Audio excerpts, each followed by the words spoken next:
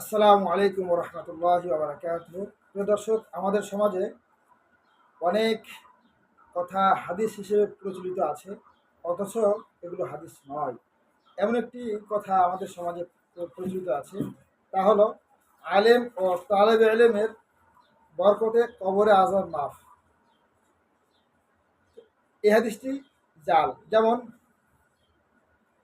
এই কথাটা প্রচলিত আছে যে ইন্নাল আলিমা ওয়াল মুতাআল্লিমা ইযা মাররা আলা ক্বরিয়াতিন ফাইন্নাল্লাহ তাআলা ইয়ারফাউল আযাবা আন মাকবারাতি তিলকাল ক্বরিয়াতি 40 ইয়াওমান। যখন কোনো আলেম বা তালেব ইলম কোনো জনপদ অতিক্রম করে বা কোনো গ্রাম বা কোনো এলাকা অতিক্রম করে, তখন আল্লাহ তাআলা তাদের বরকতে 40 দিনের জন্য সে জনপদের অবস্থানের আযাব মাফ করে দেন।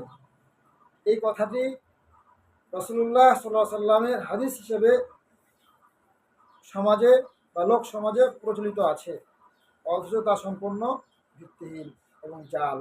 অতএব আমরা আল্লাহ তাআলা এবং তার রাসূলের নামে এমন কথা বলবো না যেটা আল্লাহ এবং আল্লাহ রাসূল বলে নাই।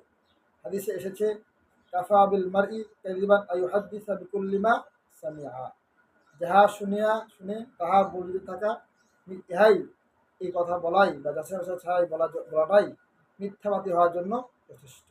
আল্লাহ আমাদেরকে জাল হাদিস বলা থেকে হেফাজত করুন। আমিন।